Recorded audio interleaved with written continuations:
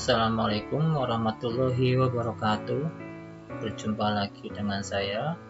Pada pertemuan kali ini, kita akan membahas tentang bentuk dan kedaulatan negara Republik Indonesia.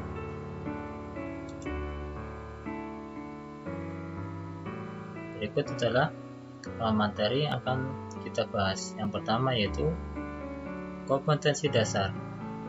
Yang kedua, landasan hukum. Yang ketiga, demokrasi Pancasila. Yang keempat, pelaksanaan demokrasi di Indonesia. Kompetensi dasarnya yaitu memahami ketentuan tentang bentuk dan kedaulatan negara sesuai Undang-Undang Dasar Negara Republik Indonesia tahun 1945. Kemudian tujuan pembelajarannya yaitu menganalisis dasar hukum kedaulatan negara dengan benar, menganalisis prinsip-prinsip kedaulatan dengan benar, membandingkan demokrasi Pancasila dengan demokrasi lainnya dengan benar, menganalisis azas-azas pemilu secara rinci, kemudian yang terakhir, membuat dan menyajikan hasil telaah bentuk dan kedaulatan negara Republik Indonesia dalam bentuk membaca buku dan menganalisis gambar atau video dengan cermat dan teliti. Kita masuk ke materi yang pertama, yaitu tentang landasan hukum. Negara Indonesia adalah negara yang berdasarkan atas kedaulatan rakyat. Landasan hukum negara Indonesia menganut kedaulatan rakyat ditegaskan dalam UUD Negara Republik Indonesia tahun 1945, di mana landasan pertama yaitu ada di dalam pembukaan UUD Negara Republik Indonesia tahun 1945 alinea keempat. Yang kedua yaitu ada dalam pasal 1 ayat 2 Undang-Undang Negara Republik Indonesia tahun 1945. Selain menganut teori kedaulatan rakyat, negara Republik Indonesia dipertegas juga dalam menganut teori kedaulatan hukum, ya. Di mana di situ ada dalam Undang-Undang Dasar Negara Republik Indonesia pasal 1 ayat 3 dan ada dalam pasal 27 ayat 1. Kedua pasal ini menegaskan bahwa pelaksanaan kedaulatan rakyat oleh lembaga negara sesuai UUD tidak bersifat mutlak atau tanpa batas. Kekuasaan, tugas, dan wewenang lembaga negara dilaksanakan sesuai dengan peraturan perundang-undangan yang berlaku. Ini adalah prinsip-prinsip kedaulatan negara Republik Indonesia, ya. Ada 6. Yang pertama yaitu negara Indonesia adalah negara kesatuan yang berbentuk republik. Kedua, kedaulatan berada di tangan rakyat dan dilaksanakan menurut Undang-Undang Dasar. Yang ketiga, negara Indonesia adalah negara hukum. 4. Presiden tidak dapat membekukan dan atau membubarkan DPR. 5. Menteri-menteri diangkat dan diberhentikan oleh Presiden.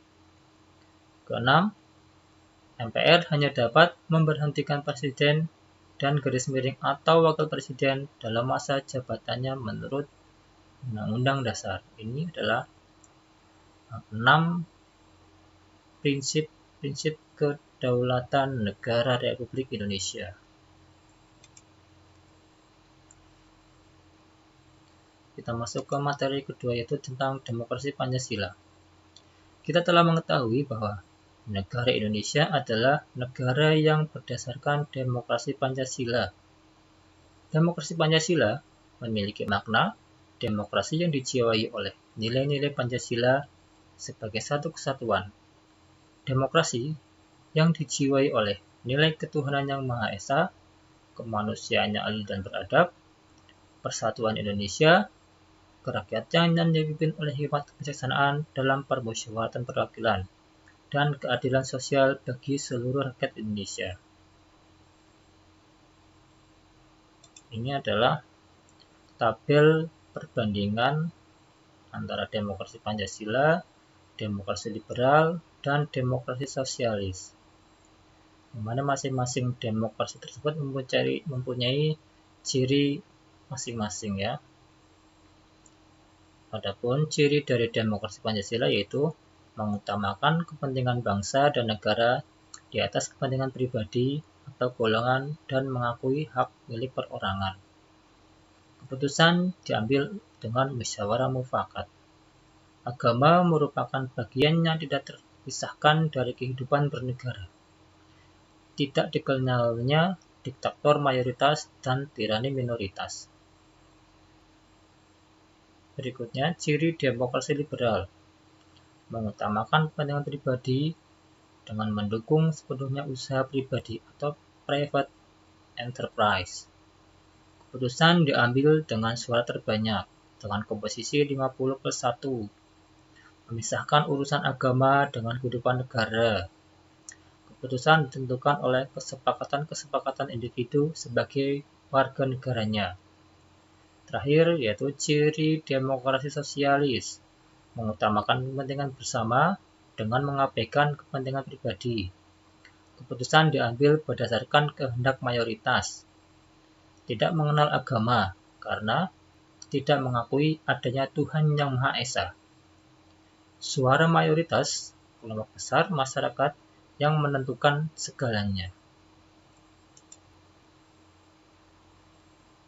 Kemudian, materi pelaksanaan demokrasi di Indonesia.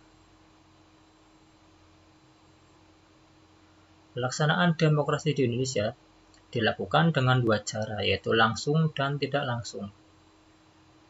Contoh pelaksanaan demokrasi langsung adalah pelaksanaan pemilihan presiden dan wakil presiden, pemilihan kepala daerah dan wakil kepala daerah, serta pemilihan kepala desa. Dengan demikian, wakil rakyat dalam pemerintah negara Indonesia ditentukan secara langsung oleh rakyat yang telah memenuhi persyaratan, bukan oleh lembaga perwakilan rakyat. Contoh pelaksanaan demokrasi tidak langsung adalah adanya lembaga perwakilan rakyat yang bertugas untuk menyampaikan aspirasi dan amanat rakyat dalam pemerintahan. Wakil-wakil rakyat yang akan duduk di DPR, DPD, dan DPRD dipilih oleh rakyat secara langsung melalui pemilihan umum. Pemilihan umum merupakan perwujudan dari kedaulatan rakyat dan demokrasi. Selain itu, peranan rakyat dalam mewujudkan kedaulatan tidak hanya melaksanakan pemilu, akan tetapi dapat dilakukan dengan cara berperan aktif, memberikan masukan, usulan, dan kritikan objektif pada pemerintah, serta mengawasi jalannya roda pemerintahan. Penyampaian suara itu dapat melalui lembaga perwakilan rakyat, melalui media massa, atau dengan cara berunjuk rasa sesuai dengan peraturan perundang-undangan.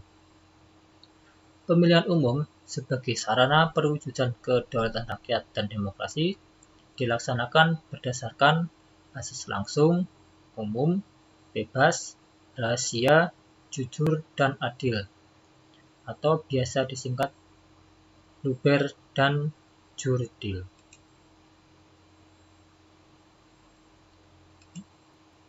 Ya, demikian pertemuan pada kali ini.